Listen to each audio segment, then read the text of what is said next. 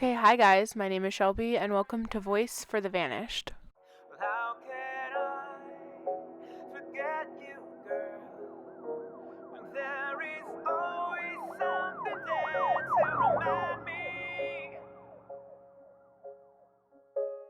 So, this case should be national news. This case should be absolutely everywhere considering the details and the amount of time this girl has been missing, but it's not. I have not heard about this case at all. I've not seen this girl's face at all until I went searching the web for cases to do. And I read the details and I was shocked beyond shocked that it's getting some coverage. I mean, there's a good handful of news articles. I mean, there's actually a lot of news articles, I'm not going to lie. Um but as far as I can see on social media, I don't see her face and I don't hear her name on, newscasts, national newscasts. I've never heard of her, and that breaks my heart. Details of her case are absolutely terrifying. And I know I kind of say that for every one of my cases, but this one does have a lot of news coverage as far as articles go. I can look up her name and I found a lot of information. The research for this case took a while, but I still it's one thing to have a lot of news articles out there talking about her, but then another one to get it all over social media and have people circulating her photo and circulating her name. Someone like Dulce Alves, which I did a case on a while ago, who is still missing. You see her face everywhere with Breonna Taylor.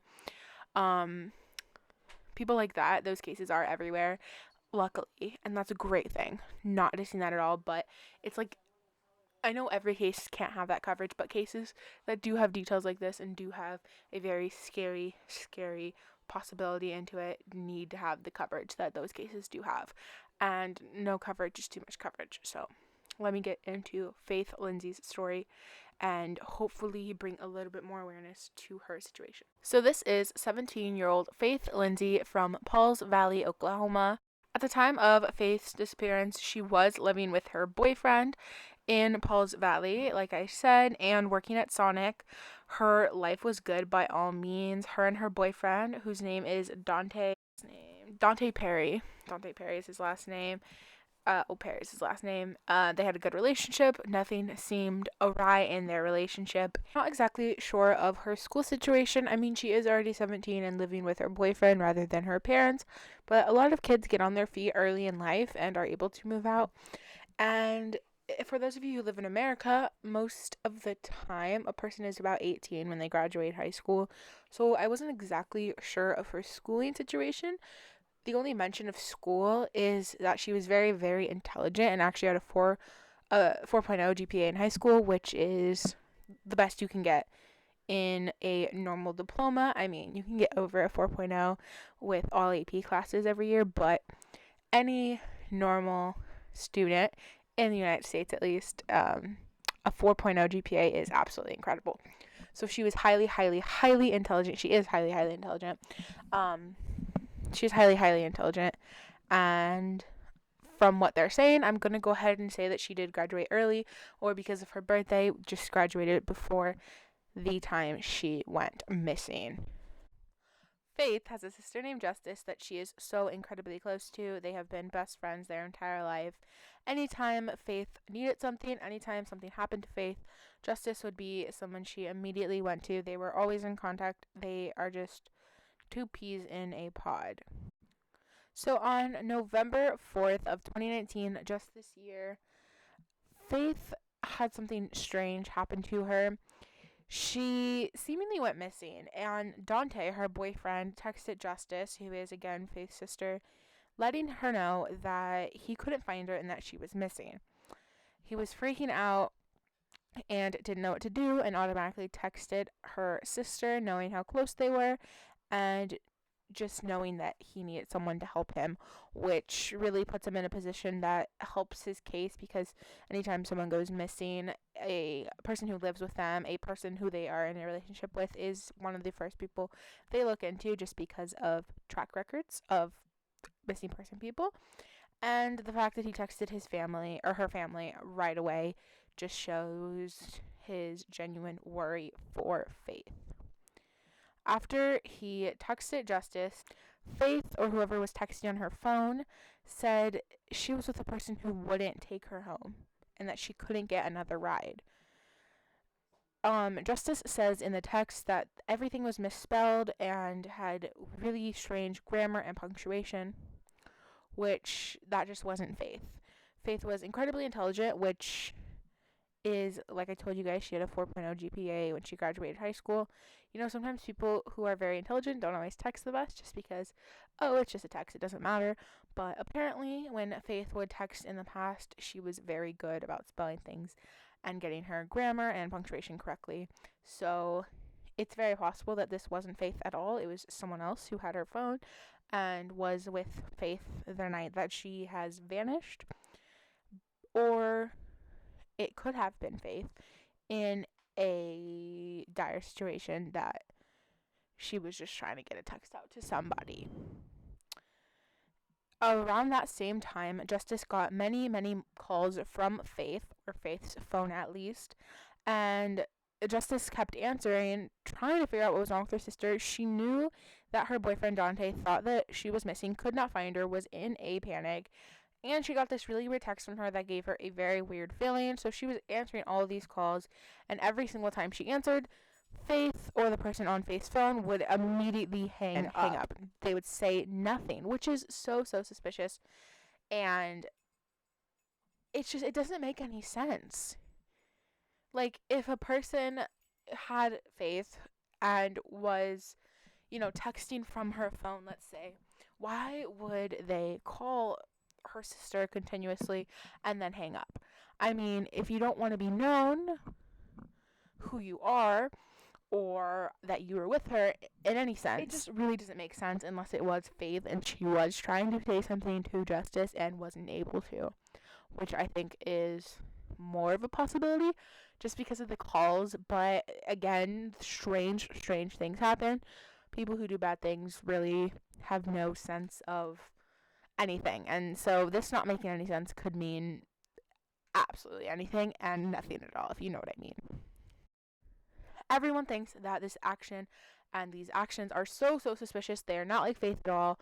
She had no signs of wanting to run away, start a new life, anything like that. She was happy. She was doing well. She was in a good position. This was so random. She wasn't even having a hard day that day, as far as I can tell from the information I have. Everything was fine. This was a random act of whatever it was. Justice says that Faith knows her number by heart. She would call her, she would text her if she was able to, and even if she was in trouble, even if she was running away, Justice fully believes that she would know about it, that she would contact her, that she would never ever cut off contact with her sister. And some people can look at this and say, well, you don't ever actually know a person. You don't know what a person's going to do. And maybe that's true, but when people's gut feelings, when your sister or your mother has a gut feeling about what happened to you and what you would do, you have to take that in. It is not something they're just going to say. It's not something that you should take lightly. I think that family members' gut feelings about someone are very, very important. Even if, you may not know what someone's going to do, but if this is how someone is, you should take that with everything it is and dial that in to know that what they're saying is true. If that makes sense. I hope that made sense. In the small town that Faith disappeared, there has been many rumors swirling around the town, one of them being that it was confirmed, quote unquote, nope. It being a small town, since Faith's disappearance, a bunch of rumors have swirled around the town saying this or this happened to her, and the biggest rumor was that she was killed by gunfire. Brooke Arbedem, not sure how to pronounce his name, from the Oklahoma State Bureau of Investigation confirmed that this was completely false, and every time they check out a rumor, he says that they consistently check out on it. Any tip they get, they go and check on it, especially in a case like this that is absolutely terrifying. A man has actually been arrested and charged with filing a false report in connection to the gunshot rumor, which is absolutely incredible. The fact that so well that they are following up on tips that they get to the point where when they received one that was so incredibly false and brought a deep, deep sadness upon her family, that was just a complete lie, they arrested him because that is terrible. Like, why would you lie about that? It's such a disgusting thing to do. And it just, that breaks my heart. But I am glad that the police are doing everything they can to find Faith Lindsey. They are following up on tips. That just gives me hope because tips are what crack investigations wide open. I cannot stretch that enough, which a lot of people have been saying. Tips are usually what break open a case that's a little bit older. But honestly, any tip opens a case up so much wider because with missing person investigations, it's it's spaces that they need to fill in. When you have a murder investigation, it's like you have the end result and you need to figure out what happened before. But with a missing person investigation, you have a blank slate completely. You don't know if this person is dead, you don't know if this person is alive, you don't know if they left on their own accord or someone else did it to them. You don't know anything about a missing person investigation, so when a tip comes in, any little tip, it could be the smallest detail that someone thinks means absolutely nothing, could crack the case wide open if they find out that it is true. Which most tips should be true. If you're gonna call in a tip to a police, just let it be true. That tip, they might know that information already, but it's better to be safe than sorry. They might not have that information. The smallest tip, like you saw them at a bookstore, whatever the information is, the tiniest detail can crack a case because they are filling in so many blank spaces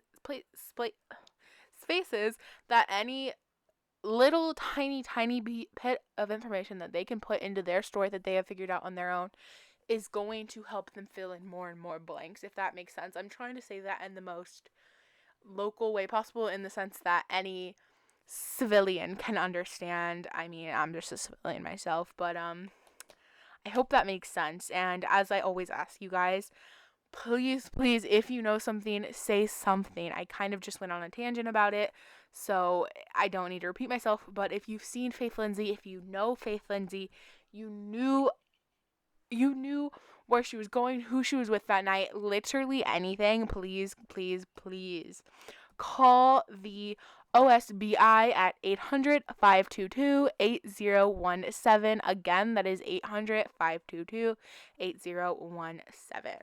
Physically describing Faith, she is 5'4"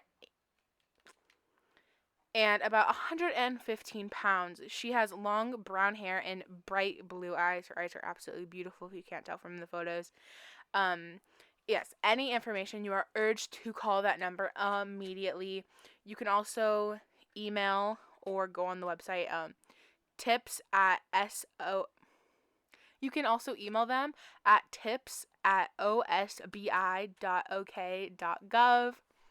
Also, as always, no matter the case, if you feel unsafe calling the police because you don't want to be known, but you have information on a case, you can always call or contact Crime Stoppers. You can call them or you can submit a tip online. You will remain 100% anonymous. Any city, any state, any town, look up your town or the town that the case originates in, I guess, and look up Crime Stoppers. You'll get a number, you'll get a website. It's 100% anonymous. I cannot stress this enough. Even if you just don't want the police to know your name, I don't really care. Call Crime Stoppers. It's 100% anonymous. I swear to you guys, and the information is going to. I always ask you guys, I don't care who you believe in, what you believe in, or what you don't believe in. Please send prayers, good vibes, good feelings, thoughts, hope, love, strength, faith. No pun, I guess, intended for that one. Faith's Way and Faith's Family Way, they could really, really use that right now.